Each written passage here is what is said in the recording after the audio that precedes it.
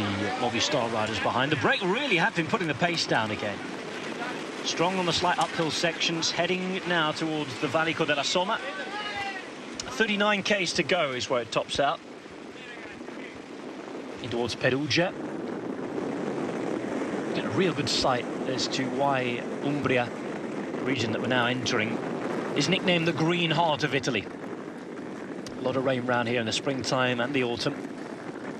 Cool winters, but of course some stunning countryside. Similar to all the stunning images you've seen of Tuscany down the years, its more famous cousin just north of the border. Provincial border, that is. Ivan Santaromita getting lots of coverage, obviously, as the Italian champion on this Giro. Let's go and hear, though, from the candidate for today, Luca Mesgets. We hope for a sprint.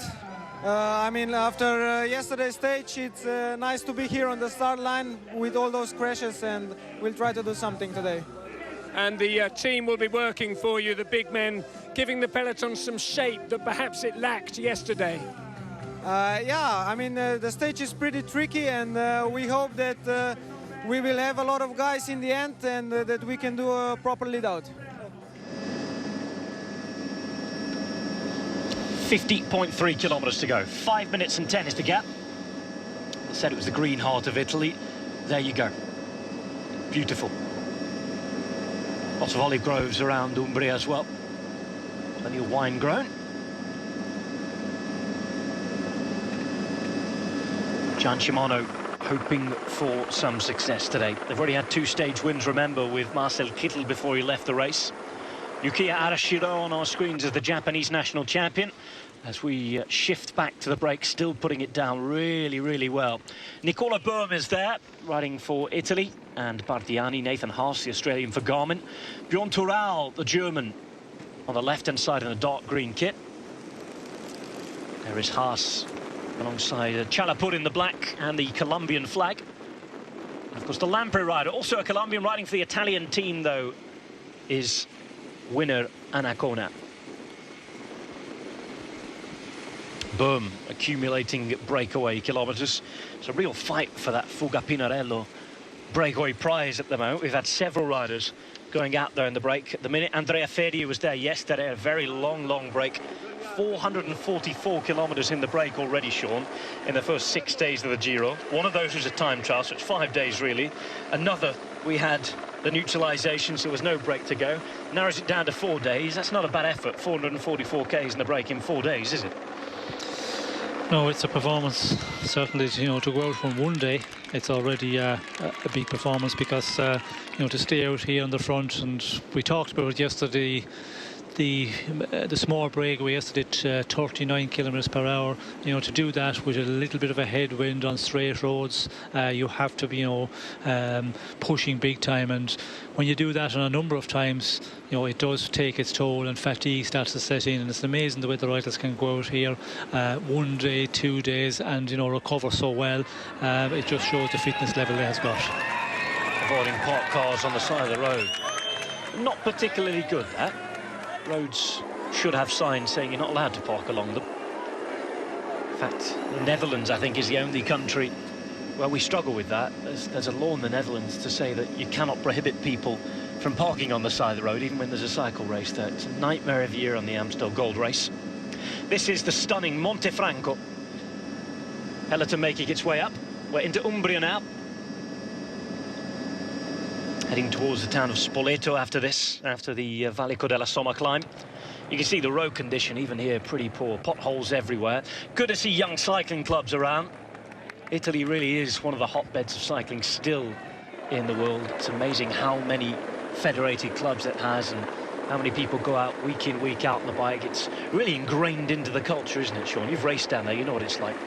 Well, it's a magnificent place to race, and I haven't experienced the Tour of Italy a lot. As I said, one time I took part, but when you do the Tour of Lombardy, Milan-San Remo, those races in northern Italy, it's amazing. You know, the support is down there for cycling, and the following that cycling has got. And we've seen here as we go all around Italy, you know, they turn out in huge numbers. It's one of the big sports, and when you look at the like Gazette de la Sport, the national sports newspaper, you know, you look at it today, unfortunately there's a lot of sad stories about the crashes yesterday, but it's the same every day. You know, there's a number of pages every day about the Giro, and it's the same for a lot of the small races as well, and the big classics, of course. They are, you know, huge. And when you see the Milan San Remo, the Tour of Lombardy, the people that turn out on the roadside, it's just amazing, and they love their cycling. Well, there's a big portion of the front page taken up by what happened to the Giro yesterday. In fact, yesterday's incident's coming at a bad time in terms of newspaper coverage, because yesterday was the day that the Italians and their soccer coach announced the World Cup squad, so that naturally was going to take a large part of the newspaper up, being the national sport. But I think there's about 9 or 10 pages of soccer, and we still had 6 or 7 pages of cycling, which again, Sean, illustrates how big this sport is in this country and how much they love it. It's famous for being a dramatic race, famous for its fans, and of course for the role it's played in nation building, as we said yesterday. Gap building is what the Breakaway is about at the minute. 5 minutes and 20. Française de Jeu involved, Cannondale still there in the chase. Agir Dessert starting to put a bit of the team up the front as well. They're looking for their first bit of success in this race. David Apollonio will be the man to watch from them. He's a man who's already won this year.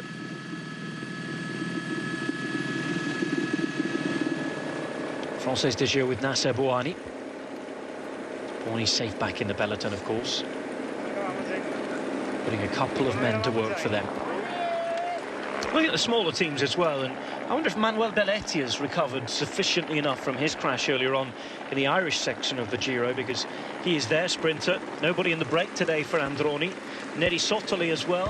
Francesco Chicchi, perhaps a man for them. It's a rare day that we haven't seen one of their riders in the break, although we have to say that Neri Sottoli down from 9 to 7 riders now, with Cecchinel did not start yesterday and Ramon Carretero not starting today. And a real shame for Carretero, as the Maglia Nera, the black jersey, used to be, of course, in existence, as we see the corner taken.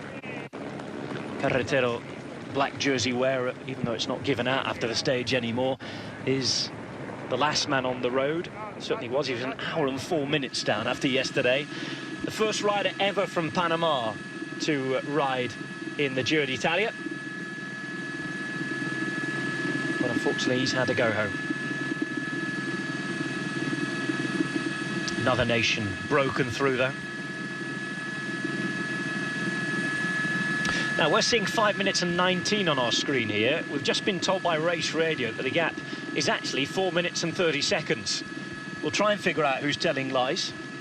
At the moment, though, our gap says 5:20. There's a blackboard down there with a time gap as well. It's a shame we can't really see that. This is what's happening at the back of the peloton, though. 113 is Kenny de Haas. If he's fit enough, a man to watch today. Certainly if some of the sprinters from bigger teams, let's say, Lotto, a big team in their own right, but they haven't brought the rest riders here. Our Australian friends with the caravan are back, following the route around. Great to see.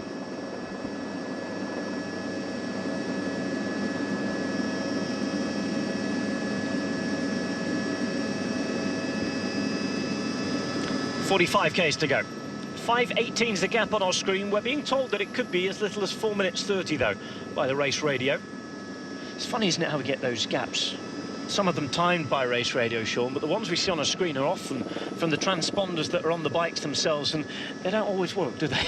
No, don't always work, and not always correct, but it's 5 minutes 20 at the moment, but we're hearing 4:30 Race Radio, and that is it's going to be an interesting one here. I think there's a number of teams we can see on the front that are holding off for the moment. They want to get over this climb, and you know, there's some of the sprinters may be a bit concerned if they take it up early and start riding on the front. Well, then they could get into difficulty on the climb. But that advantage, you know, if it is 5:25 as we see at the moment, or 4:30, with, you know, 44 kilometres to go, it's an interesting one. If it is the 5.5 minutes as we go over the summit, these guys in the breakaway, the 5 leads, they seem to have got a bit of urgency in the last number of kilometres. As you said, there was a lot of discussion going on there, and I think they have, you know, started to work better and started to ride harder.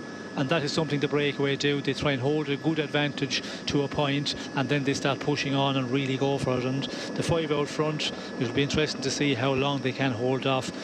And I think the general classification, Ulrika Greenedge, they're not concerned about the breakaway, because Toro, he's 6:45 down in general classification, the best man, so they have no concern about riding here and pulling this back. So it's down to the sprinters teams who are going to have to do it all after this climb which you're coming to at the moment. So Ulrika Greenedge can afford to call everyone's bluff here, make them do the work. It's going to be an interesting one to see how much riding is done by everyone else. King of the Mountains points coming up. Nobody a threat to Michael Matthews, who leads in that competition here at the moment. Bjorn Thorau has 1 point in that classification. Of course, the next climb is a 4th category climb, so only 3 points given out at the top. There is Bjorn Thorau on the left-hand side. Doesn't exactly have the frame of a climber, does he? He's a big boy. You know, although we've seen him in the breakaway previous, I think there was a little bit maybe of a difficult point as well. And he's climbing well. In the breakaway, he can climb well, and he gets up to the climbs pretty good. Of course, when he's with the the big favourites of the race, the good climbers, he's not in there. But in a breakaway, he's a really strong rider, and if they go all the way to the end and hold on, well, then he is good at that, of going in the attack in the final kilometres. Looking for the right gel there in the car of Lampre. Winner Anacona was waiting for the gels, gone through to do his turn, and I think he'll collect it on the next time back. 5:31, our transponders say.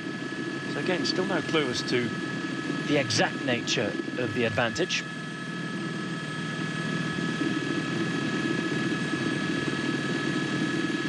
Of course, race radio could also get it wrong as well. There's the possibility of human error, not just computer error.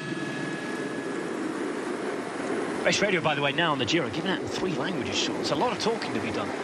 The Italian, the French and the English. It used to just be the Italian and French, but interesting how English has started to become an important language in cycling. Certainly in the last 2 or 3 years in the Giro, it always used to be Italian and then French. French being the international language of cycling, and now the Giro seems to be one of the first races that's actually taken English on as a second language, just because of the globalised nature of the sport now. Yes, it's all about the globalised nature, and you know, we see that in all the big tours as well. The Tour of France, of course, when you go back 15 plus years ago, French was, you know, the only language you would hear. But when you walk around now at the end of a Tour of France, you go to the press room, you know, it's such multicultural, multinational, and all languages are here, and English is a one which is spoken a lot. Sean, this is the technical nature of the last few 100 metres. If it starts raining towards the finish again, I'm afraid we might be in for a few more problems. Well, looking at the finish, when you look at the final, it takes the 7 kilometres to go. It's a straight road, and then you get to 1.5 kilometres, and then it gets very, very technical. Just inside the 2 kilometres, there's a right-hander, then a left and a left again, and then it turns around to the finish, and there's a right-hand curve into the finish. So there's, you can say, 4 corners really, 3 serious ones, and that is the thing in the race. It's very, very technical in the very final, where, you know, the 7 kilometres out, you go for a long straight road. Of course, there will be the traffic islands and the furniture, all that as well to negotiate. If it gets wet, well, then it's going to be also a very, very nervous final and a very, you know, technical one. But if we get dry conditions, and hopefully we get them today, we should be able to get through. But it's still a technical run in that final 1.5 kilometres. Camera infiltrated inside the peloton there. This is the front of the race caravan coming to the top of the climb. Riders a couple of kilometres, even a few 100 metres sometimes, the smallest behind that. This is what's happening in the peloton. Nice and strong out at the moment.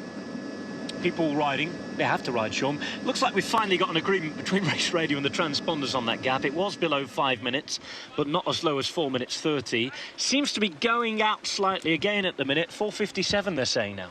Yes, and it's looking good for our breakaway, because who's going to take up the chase? Will, you know, a lot of teams get involved. They could be, you know, a little bit of holding off. Teams who have got a sprint that want to hold off at the end and keep as many men fresh as possible to make this train, which will be very important again. If it's down to, you know, 1 or 2 teams to ride in the front, well then with 5 men out there, if they're all quite equal here and still quite feeling quite strong, this break of 5 guys could go a long ways. 42 k's to go. A few kilometres to the top now of this 4th category climb, Valico della Somma. Will the breakaway get there? We're starting to ask the first questions really now, because the gap maybe hasn't come down as much as we thought it would do. 5 minutes at the moment. We'd love to hear your thoughts. Will they make it, won't it? Let's get hashtag Eurosport Cycling trending, and any questions to Sean to @RobHatchTV. Michael Matthews wants to keep the pink jersey, no doubt about that, but I think he also wants to win again. 2 stages last year at the Vuelta a España. Stage here at the Giro d'Italia, his first ever win on Italian soil. 23 years of age, the man who was the world under-23 champion in 2010. And of course, he was also a champion of his continent back in 2009 at under-23 level, both road and time trial. 4:51 is the latest gap, oscillating all the time.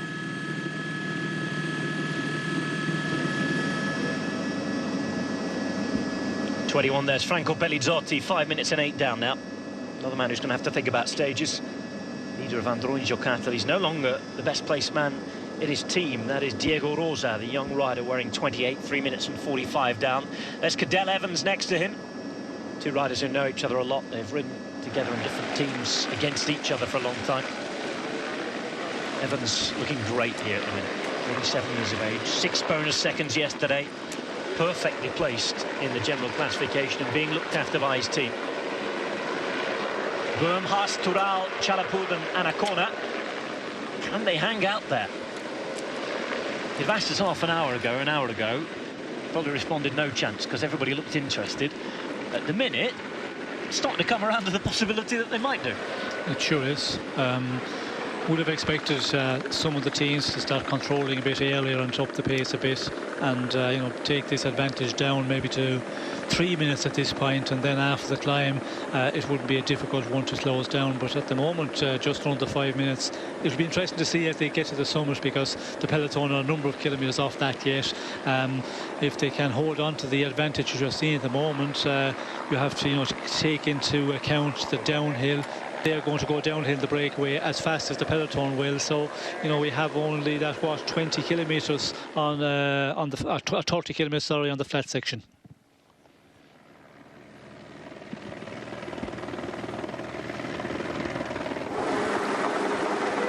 Eduard Vorganov and Lauka Paolini passing on bottles. This is Svein Tuft. Injuries to his left elbow. Problems with the wrist as well. And of course, Sean, if you have wrist problems, you've got to grip the bars at different angles for a long, long time. I think even the smallest of small climbs that normally wouldn't bother Svein Tuft. He's not a noted climber, but certainly as a strongish ruler on a 4th category climb, you'd expect him to be up there doing the work. Those small injuries, that's when you really start to feel them, isn't it? Yes, and when you have a big spill the previous day, you're sore everywhere, and sometimes the body, the reaction as well. You know, you're riding well, suddenly you feel that you're struggling on the smallest of climbs, and that's for Svein Tuft. It seems to be that, you know, he is suffering at the moment, which is surprising. I don't think he'd be suffering that much. He'd be in there on the peloton at least if he wasn't up front, but you know, to lose contract already, that's the consequences of the crash yesterday. Front of the race is there, less than a kilometre to go to the top of this King of the Mountains points dish out. 4 minutes and 58. You can hear the first cries of people on the side of the roads. So there's not too much room to congregate up here. It's in an interstate or an inter-region road. You can see it's quite a fast road, brand new road in terms of the way it's been laid. Riders putting the pace on as they come over and through the gate, where the points are dished out through a tunnel, and the descent will begin. But there's maybe a little bit of a headwind on the way in as well today. That won't be helpful for the breakaway. Luca Paolini right at the back. Ivan Basso with his arm warmers on. They could have got the team colours, couldn't they? 4 minutes 49. 10th at the moment on GC, and suddenly he's not one of the worst placed out of the big favourites. 2 minutes and 6 down. Certainly better than Quintana and a few others at the moment. The way, if he finds some form in the mountains, then Ivan Basso could be in for one of his best Giri since he won the thing in 2010. Fourth category climb. Valico della Somma comes at 171.5 kilometres into this race. Just under 40 k's to go. Approaching the summit now. Just 3 points to be dished out for a fourth category climb. It's what they do when they come across here, Sean. How they approach it, how they take the descent, how they start together and keep working on the flat. It's really going to be the key as to whether they make it or not, combined with how many teams are interested. 150 metres to go then almost until we get to the top of this climb. At the moment they're rolling on and through. Bjorn out the front, but with challenges. Nathan Haas coming up in blue to the left. He wants to take the points here. Robinson Chalapul as well for the Colombia team going just behind him. He's going to take a couple of points. It is Haas who takes the full 3 points. He is on the board now, but Sean, they must forget about that quickly and think about staying out. It's the only chance they have. They cannot afford to waste a single second thinking about the win yet. No, and I don't think they were really interested in the GPM, because they just kept on riding to very close. The final, what, 50, 60 metres, they made a bit of a sprint there, and Chalapud was the one who just tried to push on, but Nathan Haas stronger or faster in the sprint, as we can see here, but it wasn't contested majorly. I think they're all thinking about now, can we stay away? This advantage is looking good. Get over the climb, get organised on the descent, make a good ascent, and then more so when we get onto the flatter section, the final 30 kilometres, really, work well together.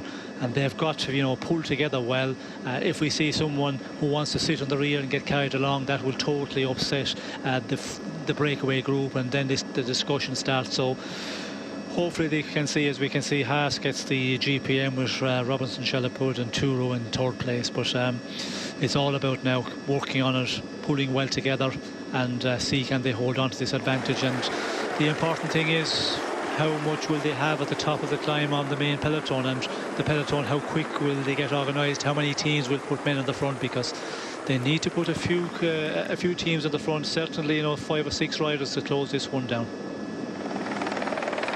Fumiyuki Beppu, Japanese rider riding for Trek Factory Racing. Be one of those rouleurs who'd be put to the front if Trek are interested in this for Giacomo Nizzolo or even Boy van Poppel. 22 there is Manuel Belletti, still climbing in the group, still hanging on. Right at the back alongside Emanuele Sella. Sella, who's been climbing really poorly so far at this Giro on climbs that normally you'd expect him to be up at the top at. Now the descent begins. Gap at just under 5 minutes at the top. How does this go now? Nathan Haas at the front there. If this comes to a sprint between these, you'd expect him to be the favourite. Well, I would reckon so, but again, it all depends on what they have left in the end. They've been out there for a long time today. It's been a difficult week for all the riders with the weather conditions, and if they get to the final, I'd be surprised if they stay together, because there's always somebody going to go in the attack. Somebody will try and steal a match in the end, but if it does come down to a sprint between the 5, well then Nathan Haas should be the fastest one. Moreno Moser comes to the front to do his turn, riding alongside Fumiyuki Beppu. So Trek Factory Racing are interested in this now, and they are the latest team to add a man to the chase. Just going back to Nathan Haas, picked up his first win for 3 years back in the Herald Sun Tour in February. Won the stage to Ballarat in Victoria. Never won on European roads though, as Nathan Haas. He's taken 2 wins in the Herald Sun Tour in his career. October 2011 and February of this year. And won in the Japan Cup. It was back in October 2011 as well. This year, though, he has been decent on European roads. Second on stage 1 to Porto Vecchio in the Criterium International. The winner on that day was Nasser Bouhanni. So to stay up with the likes of Bouhanni, second place is a very, very good result. 6th in Brabantse Pijl as well. 5th on stage 1 of the Circuit de la Sarthe. he has had very, very good results, and every single stage almost in the Tour Down Under, he was in the top 5, 6 or 7, so he's riding very, very well. A lot of teams interested though here. They want to chase them down. Canada out the front in the green with Moreno Moser. Second place, the bearded Simon Geschke of Germany and Giant Shimano. Third, the Japanese rider in the black there, Fumiyuki Beppu. And in fourth, one of the men from Orica Green Edge. That's been Cameron Meyer doing a lot of work earlier on in this Giro. Problems for Enrico Gasparotto. Mechanical problem. Back wheel change required for him. That is the subject of a bit of a nasty social media debate last night, Enrico Gasparotto. One of the Astana riders apparently insulting, with a pejorative term, quite a few members of the southern Italian community that were watching on the side of the roads. Of course, you've got this great north-south divide in Italy. Apparently it wasn't Gasparotto in the end, and he has his name thrown about quite nastily on social media. It's good that they found out that it wasn't him. Not a particularly nice thing to be accused of when you hear the word in question.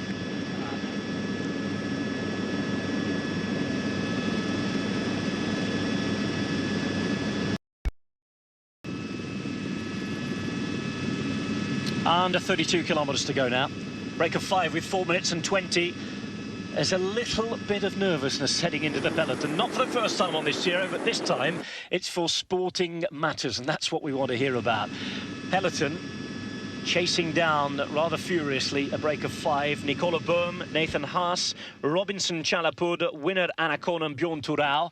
They've been allowed to get a rather large gap. And look at the speed behind, and that's at the very back, Sean. Yes, 70 km/h. And we can see immediately urgency in the peloton on the front with a number of teams.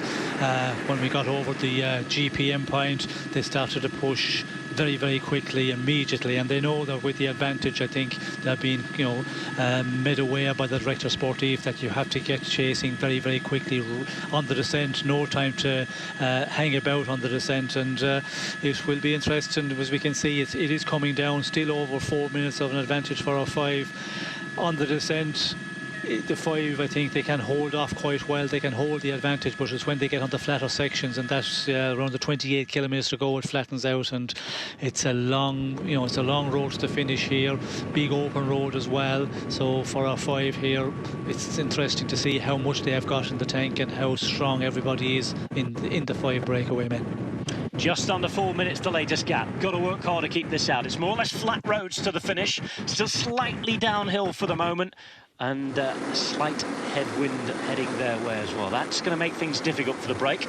We saw the wonderful, beautiful backdrop of the Roman aqueduct in Spoleto, Ponte delle Torri, 230 metres long. That's something we'd rather not be seeing. At the back of there. That is not Enrico Gasparotto. We saw him making his way back to the peloton after a back wheel change. He had to make that way on his own from down on the climb. So a bit of energy expended there for Enrico Gasparotto, who's not enjoying the best last couple of days. In the meantime, this is Spoleto. Believe it or not, it's actually the most visited town in Umbria. It's quite surprising given the fact that you've got Perugia, famous for all its sweets and chocolates. And of course, Assisi, which has all of the religious history as well.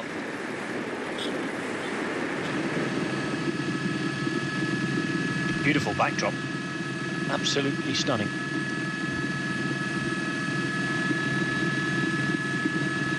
Fortress there, the Rocca Albornonziana, dates back all the way back to 1359.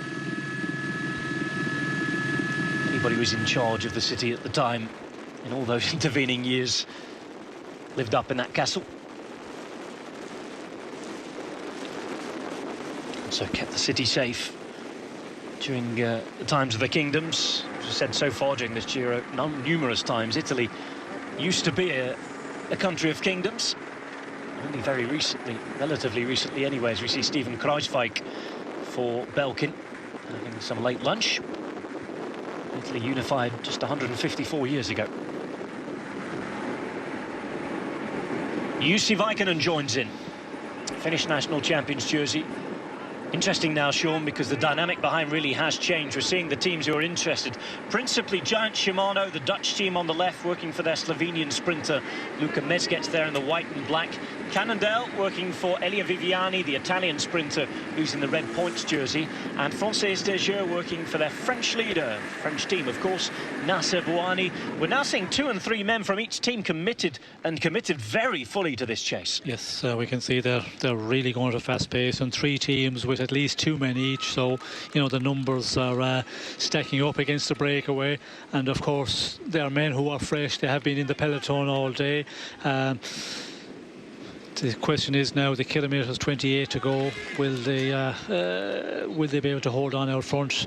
It all depends on how good they are, the 5. If the 5 are, you know, still quite good, everybody is feeding well then they could, you know, push the peloton for a long ways. But we often see, you know, when we get on the flatter sections, then they start to struggle with a little bit of a headwind. As we can see, they're negotiating some technical stuff as they go through this town.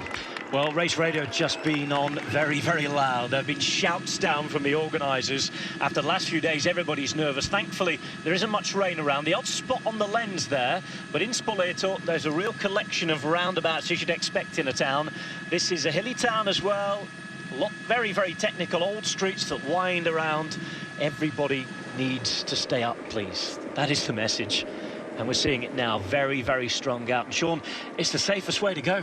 Well, it is going to be safer because they have the peloton lined out very well here, and with the teams on the front pushing on at a very fast rate, giving it almost their 100% at the moment. These guys are really going to go full on now for the next 10-15 kilometres and just try and take down this advantage, because if they get into the final 10 kilometres with an advantage of 2.5 minutes, well then, you know, the breakaway, they start, you know, to believe that they can hold on, and everybody gets a bit more confidence up there in the break. And so it's up to the helpers of the sprinters here on the front of the peloton to really push on here, and we see the results. The peloton lined out very well as we go through, which will make it, as you say, a bit safer. Going through Spoleto, well, we've had multiple Giro d'Italia stages throughout the history of the race. We were first here in 1977. Stage finished in Monteluco, just over the road, won by Mario Beccia. Robbie McEwen won here in 2004. And in 2007 we had a Colombian win, Luis Felipe Laverde, Colombian out there in the break. 2 of them, in fact. One of them on your picture, Winner Anacona. Will he be the winner today? Robinson Chalapud as well in front in the black, and of course the Colombian flag emblazoned across his chest, back and shorts. Nicola Byrne there from Veneto in the northeast of Italy.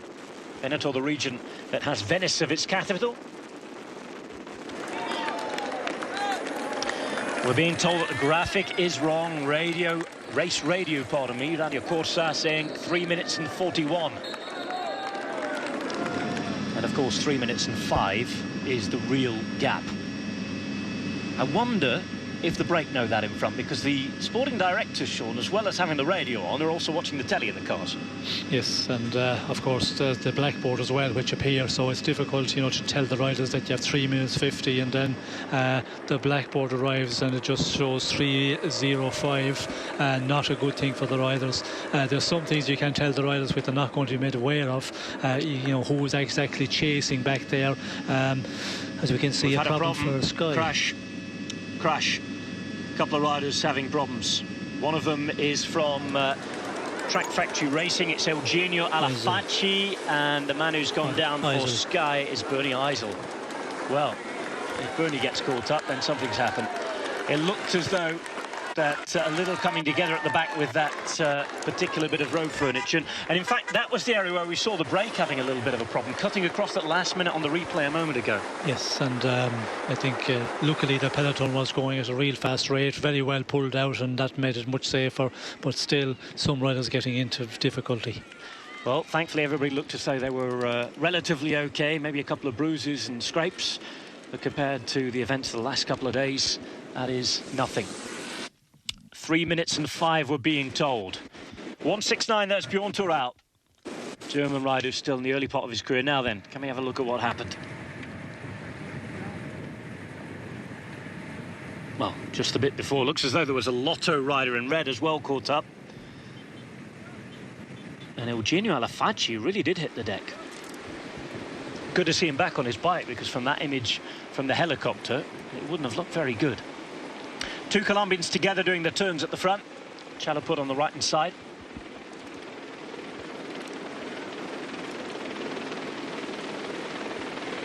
There is winner Anacona.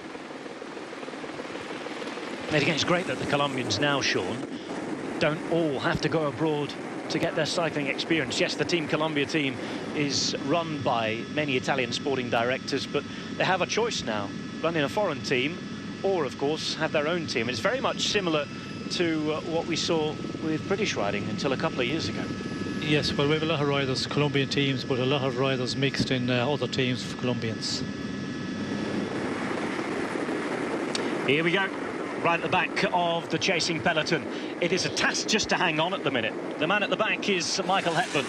This is the pace being put on the front, and it is absolutely furious. We're seeing a split already in the peloton. Yes, I think it's the crash that caused a bit of problems there, a bit of panic in the peloton, and we can see there's a group of riders here, 50 riders maybe, and then another chasing group trying to get back in. But I reckon it will all come back together again on this section. We can see flat, very flat, straight road, and this is where it's going to be difficult. We can see the group out front, and then a big group of riders chase. They have to be teams and riders back there who want to close it down, and there's so many riders there, but not a good look and road for the breakaway out here, because it is a difficult one with 5 men out in front, and you have to always consider being out there for a good while already today. They certainly are, and look at that, only flat roads to come. Very open, as you can see in this valley here, Sean.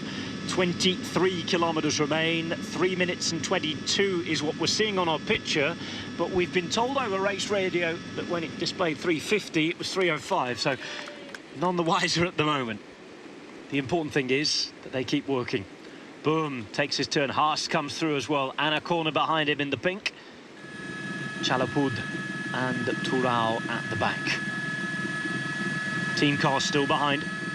Motorbikes there following their progress as well, but it is a real furious chase behind. Fantastic spectacle to see. 3:15, 3:14 is what's put on there, and Fumiyuki Beppu has been putting in some real turns there for Trek. He certainly has. He's been really pulling strongly for quite a long time. And it's mechanical, real big problem is that Tyler Farah. If they're changing a wheel and changing bikes, it is Farah. He would be the main man for Garmin today if it were to come to a sprint. They've got one man in the break. If Farah's losing out and losing time with 22 Ks to go, it's going to be a furious chase. Look at how strung out that is. I think they'd better hope that the break stays away now.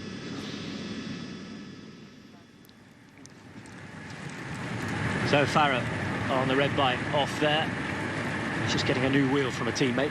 Doesn't want to change his bike at this time. Decker giving a wheel there, and it's going to be a difficult chase on here. If he gets into the cavalcade quickly and gets back into the peloton that way. Luckily that all is back together here, so the cavalcade is after tightening up again.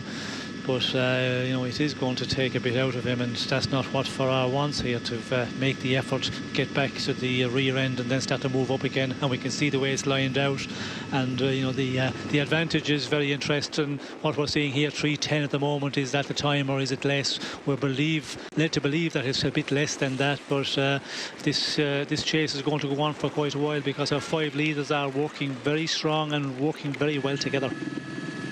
On our way into Foligno today, where the first ever book in the Italian language was printed. That was the Divine Comedy. If Farah loses out on a chance to sprint here, he will not see the funny side. Look at how strung out it is.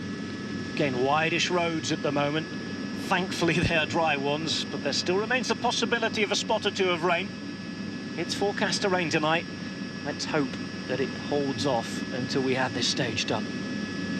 2 minutes and 57, we're being told. 20.7 Ks to go. Finally, a little bit of scrunching up at the front, which suggests that the pace is not as high as it was a moment ago.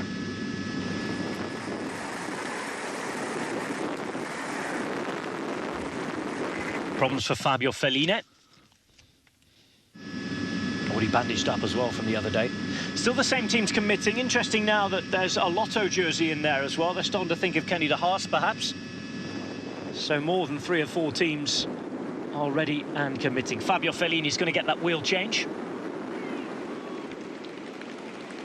Break coming up to 20 kilometres to go. Got to keep committing hard. Again, big jobs, as we suggested the other day with the break, to be done by the Directeur Sportifs here. It's very much motivational at this time. Yes, motivation is going to be very important here to keep the 5 riders totally motivated, and looking at the advantage at the moment, they're still in there with a shout, although the peloton is eating into that advantage quickly. But still, as they go through the 20 kilometres with the advantage they have got, the reporting that they have, if they can keep on working at this rate. And the big question is, can they keep working at this rate? The 5 out front, that is the problem. They can do it, for maybe 15 kilometres, but then they really start to tire when they get into that final 20 kilometres, and that is going to be seen now pretty quickly. BMC on the right hand side. Cadel Evans' second wheel there, being kept out of trouble in a line on his own.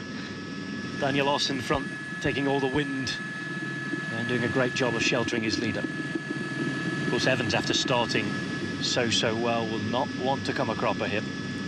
Quintana being sheltered by Movistar riders. Ben Swift third in line there for Sky.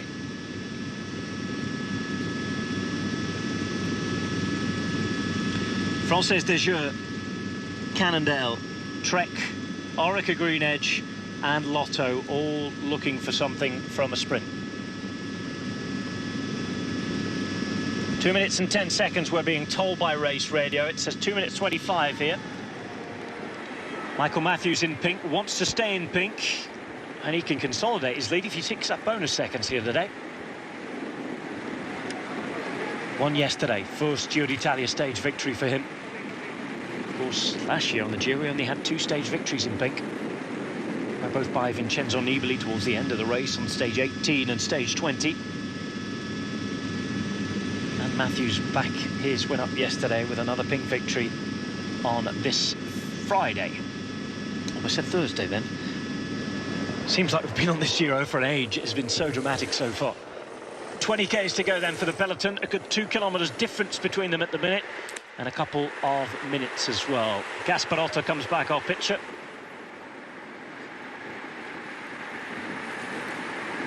Française des Jeux with 2 men committed.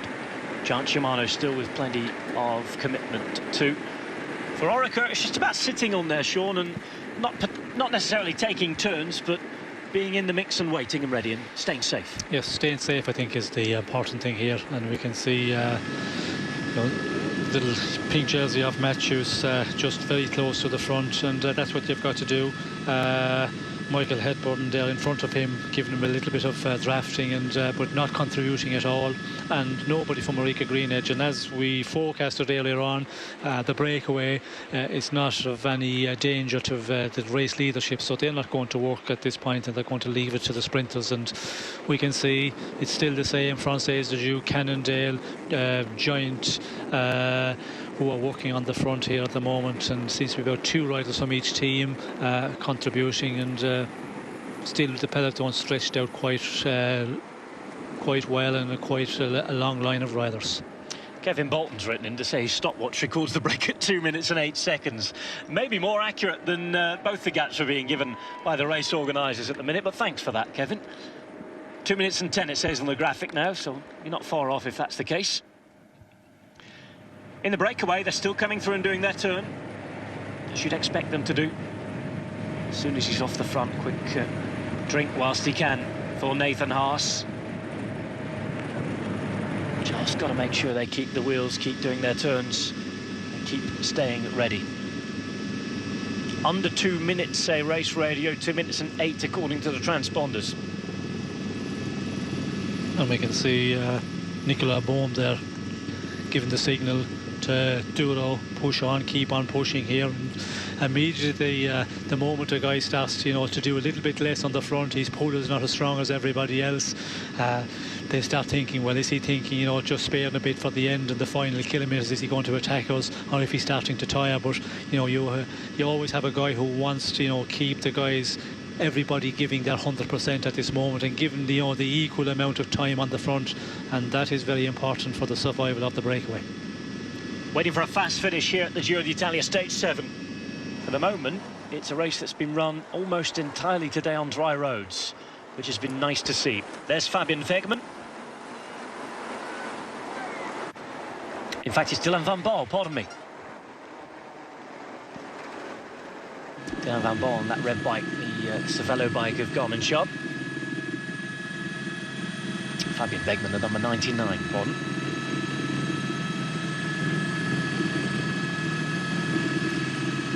Planes flatten out, and we can see why the road is definitely favourable to those chasing the breakaway and not necessarily the break.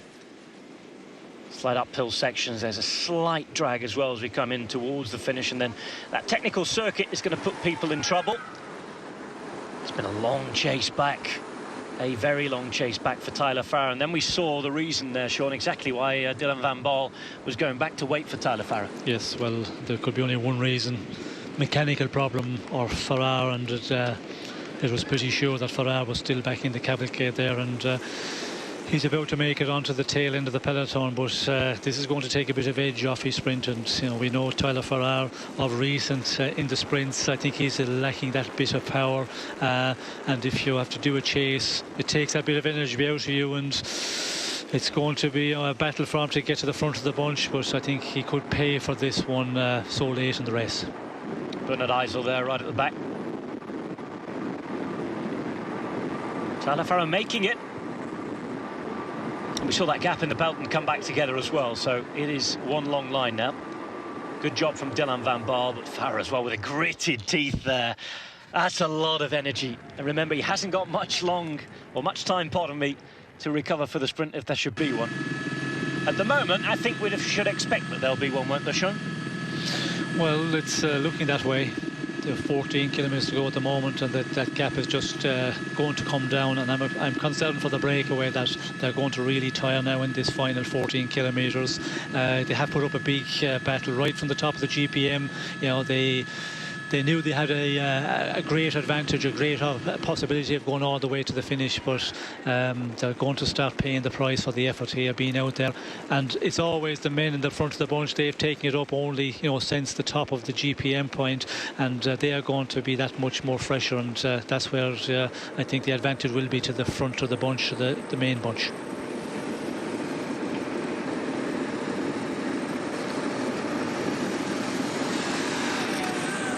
Peloton chasing. They are 1.5 kilometres behind the break at the minute. Around 1.5 minutes, touching 1:41, says our transponders on the bikes. It is stretched out. There are 4 or 5 teams very interested in making this a sprint. The riders in the break are Nicola Bohem, Robinson Chalapud, Nathan Haas, Winner Anacona and Bjorn Thurau. 2 Colombians, an Italian, an Australian and a German rider representing Bardiani, Colombia, Garmin, Lampre and Europcar. The teams involved and wanting to make it a sprint, the ones doing the work at the minute as we pass through Trevi, are the likes of Cannondale for Elia Viviani. Looking down the list as well, we have Gian Shimano, Luca Mezgec, Nasser Bouhanni, Frances Desjeux. We've seen work being done as well by teams such as Lotto. Lotto wanting Kenny de Haas. Even Agir Desert at the earlier point in the race were riding for Davide Apollonio. Don't seem to be doing too much work at the minute, but there is a real will to do something there. Here's Bernie Eisel on the radio talking to the team car for Sky. Here's Ben Swift, feeling good enough. He went down yesterday, was the last to finish. And he's going to have a real go at it if he feels good enough. Points jersey up for grabs, only 4 points separating Elia Viviani and Nasser Bouhanni. Giacomo Nizzolo, perhaps for Trek Factory Racing, he's in 3rd in that competition on 106 points at the minute. And here is the evidence of what we're talking about. Lotto in the red, Cannondale in the green, Italian team, Frances Desjeux, the Frenchman, in the blue. Giant Shimano, Dutch team riding for their Slovenian sprinter in the white and black, pardon me. And of course, riding in the black and white for Trek. There is Fabio Foligno, who's had a mechanical, also injured in a crash yesterday, having a wheel change, making it back onto the back. But their focus is at the front with the sprinter Giacomo Nizzolo. Trevi, Another beautifully impressive village. We're in Umbria today. Heading up tomorrow towards and through Tuscany. Street furniture being signalled nicely. Just hope that everybody in the peloton stays safe. We don't want more of that. Injuries aren't even visible underneath the arm warmers. That's because we've had Alafaci hitting the floor. He was on the ground actually with Bernie Eisel, wasn't he? In one of the roundabouts we saw, taking a bit of skin. It's a very, very nasty graze on the top of his left thigh. And another kit. And another kit. We're recycling kits. I think there'll be some people sewing the holes back together at the end of it. There'll be extra orders being made for the second rest day. 11 kilometres to go. Plenty of people on the side of the road. Cities, villages, all turned pink on the Giro d'Italia, who will be turning into a winner today.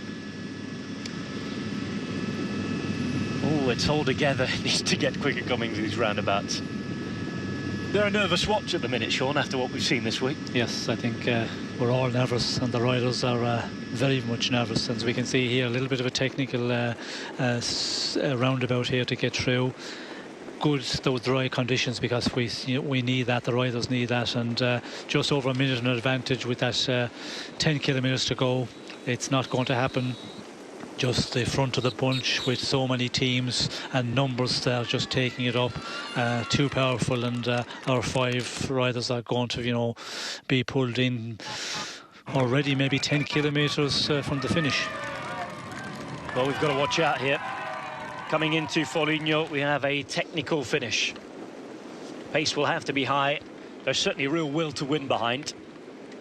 Even yesterday's nightmare scenario hasn't put that to bed. Now, change in the gap going around the 1 minute mark, and that has seen Nathan Haas decide that it's time to really put the pace on here. Who can stay, who can't? And the break has a real risk of collapsing. It's already coming apart. The 2 Colombian riders off the back, I can tell you they are the Lampre rider Anacona, and of course his compatriot Robinson Chalapud. Down to 3, Sean. It's not looking good at all. No, it's not. When they start attacking each other, well then that is the end of the breakaway. When they start doing that, there's a reason also. Maybe some of the riders are not contributing as much, not able to contribute as much, and they want to get rid of them, because when you have a guy who is getting carried along, everybody just starts to look about. So get out in front with the stronger riders you have in the breakaway. But they are coming back together here, and my apologies, I said 10 kilometres, I meant to say 5 kilometres to the finish. I think we will see the group being swallowed up, if not before that. 10 gates to go now for that group behind. Tinkoff Saxo starting to get interested. They want something from this race, and they want to keep Rafa Majka safe. 53 seconds we're being told. Winner Anacona desperately trying to stay on the back there. It's a really hard task for him. Nicola Böhm in front of him, the Italian rider in light green. It's really starting to break up now. Anacona looks absolutely shattered. Still in his early 20s, young rider, learning a lot, and I think he'll learn about how much you have to suffer today out there, Sean. Yes, I think that's the thing he will realise when you get in a breakaway and you're out there for a long time, and then you have to really give it 100% in the final. You've got to be able to suffer, and of course he's not like this flat section. He's more of a rider who would, the undulating stuff, the climbs, he would prefer that, and when you have to use the big gear and ride at 55-60 kilometres per hour there for kilometre to kilometre, it's a big ask. They've almost got missile lock on them. They can see them up the road now, the peloton. This is Bjorn Thural out onto the pedals, desperately trying to push it on. But again, there's gaps opening up. It's certainly not a good formation like we saw before. Anacona's not going to come through and do any turns there. He's just hanging on for dear life. 8.5 Ks to go. Peloton behind still. And this is where, again, it starts to become a little nervous, because everybody's fighting for position. You have the sprinters on one side, and a real demonstration in the red and black of the general classification men, the likes of Evans, wanting to stay safe. At the back, meanwhile, anybody who doesn't need to be there isn't going to be there. Does not want to get mixed up in that. But as we saw, even crashes can happen right at the front. Even if you try to stay out of trouble, there's no guarantee, is there? there's never a guarantee, although today it's a bit better because the dry conditions, when it's the wet conditions, well, it's so much more nervous. But again, we can see the teams, they're starting to form here. 3, 4, 5 riders in front of their lead, other general classification men, and just keep them right on the front of the peloton. And they will all be aware of this difficult final run in now. 7.7 kilometres. It's pretty straightforward until we get about 1.5 kilometres from the finish, and then there's a few technical corners to be negotiated, and that's what I think will make everybody nervous. But you just have to stay in the front. If you're thinking of general classification at all, you don't want to lose any second at all, and the best way to do it is, as we're seeing, 3 or 4 teammates keep you right on the front of the peloton. Last chance for the sprinters until Tuesday this. They are hungry, they want something, despite the sore bodies from yesterday. 7.2 Ks to go, and they are approaching the catch of this breakaway that stayed away for a long time. There was a little moment when it looked as though, unless people committed, they could have their day. At the minute, doesn't look great.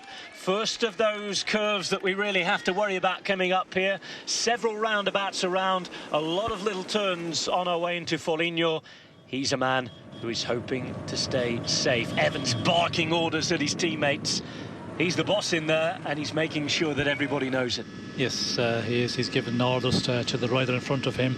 And looking at the next 2 weeks in this race, not a lot of opportunity. Tuesday, as you say, is the day when the next opportunity for the sprinters. And then after that, not many days at all. So they are all very hungry. And, the teams, the smaller teams with a good sprinter here, they are majorly hungry because this is their chance to get glory in this event.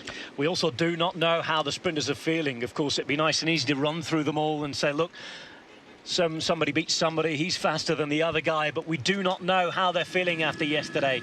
Almost half the peloton went down as Bjorn Thorau strikes out on his own. Nicola Bohm in the lighter shade of green behind him tries to continue and find the wheel.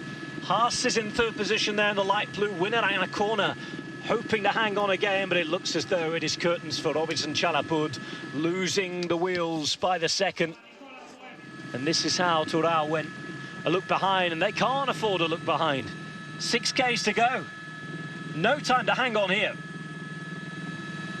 If there's anybody with anything left in the tank, they've got to go now.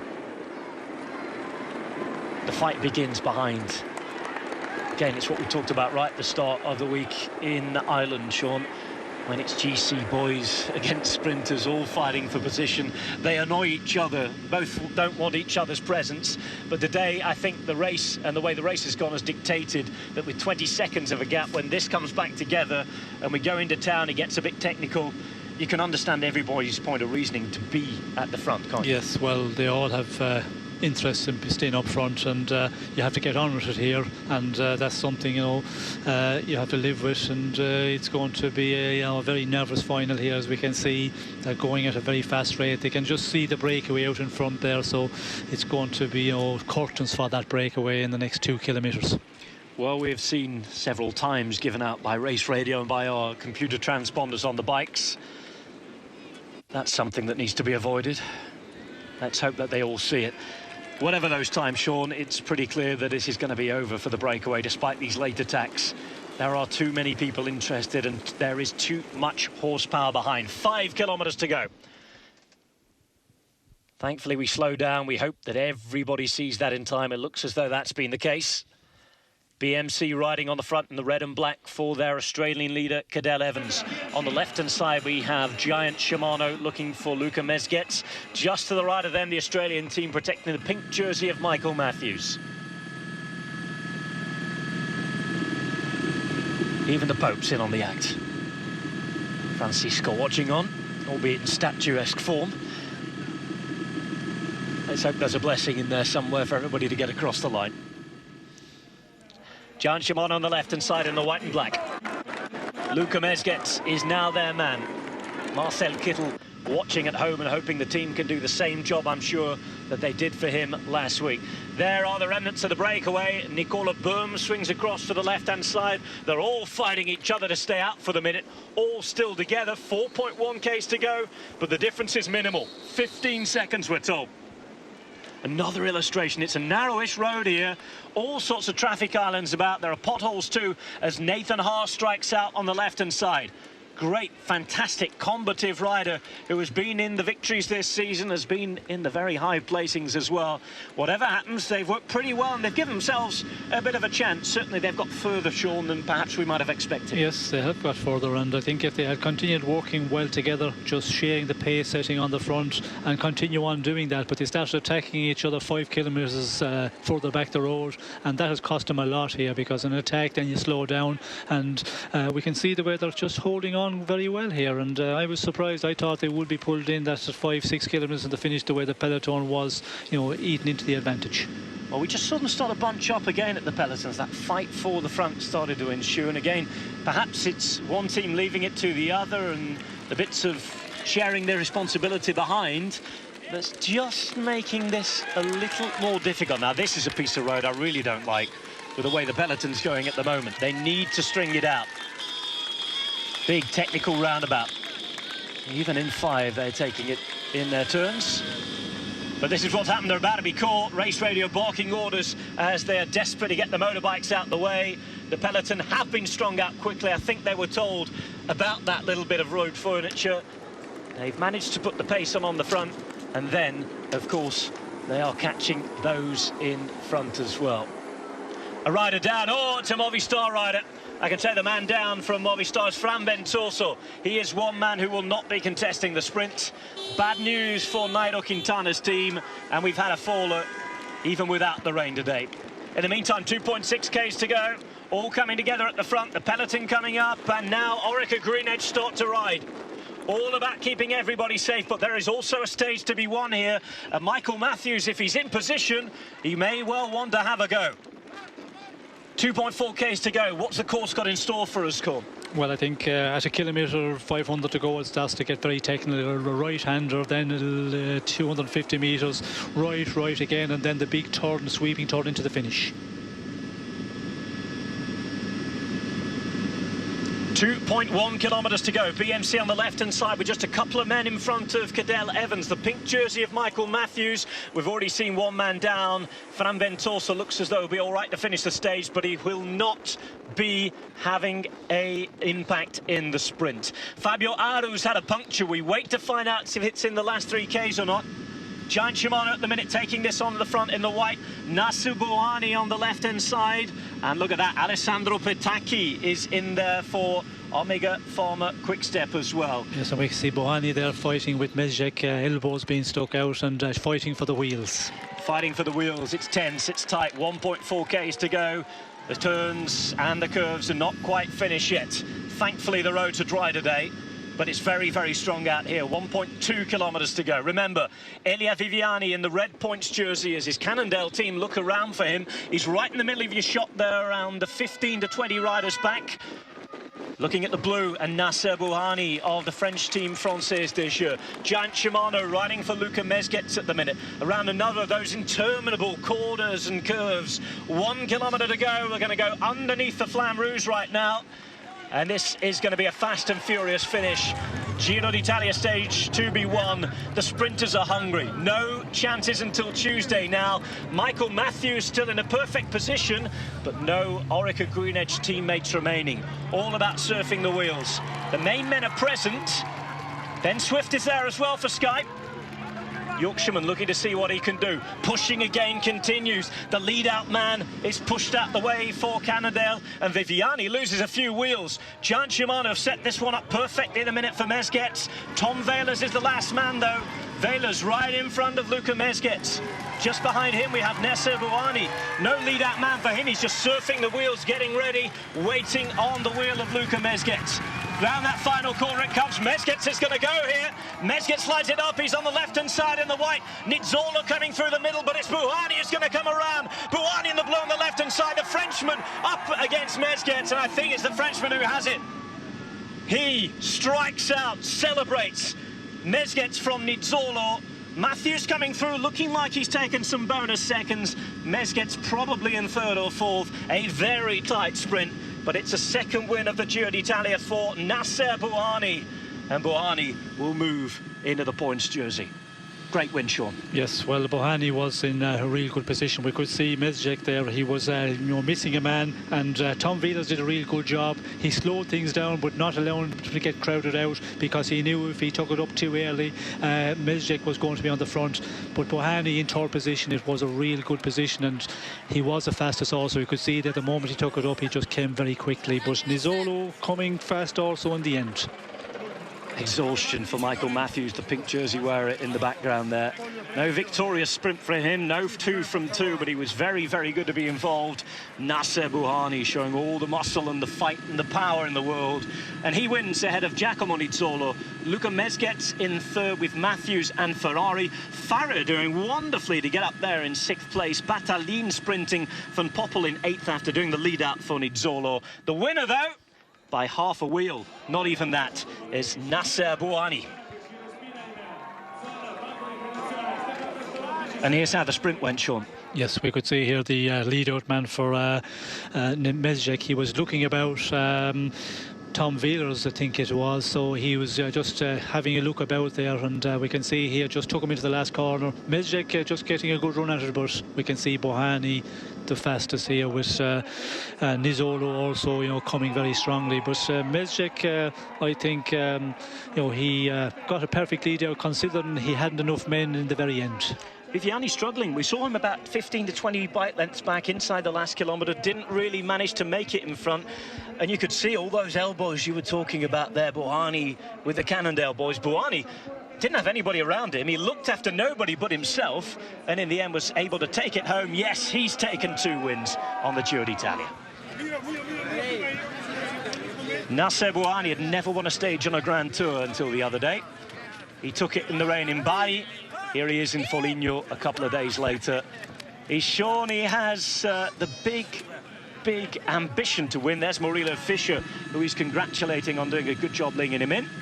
This is how it affects the overall in the meantime. Michael Matthews still leads by 21 seconds ahead of Cadel Evans, Rigoberto Urán in third. Maika Morabito, Rabottini making up the top 6. Tomorrow, though, is going to be the big day. First day into the mountains. The last sprint of this week is won by Nasser Bouhanni.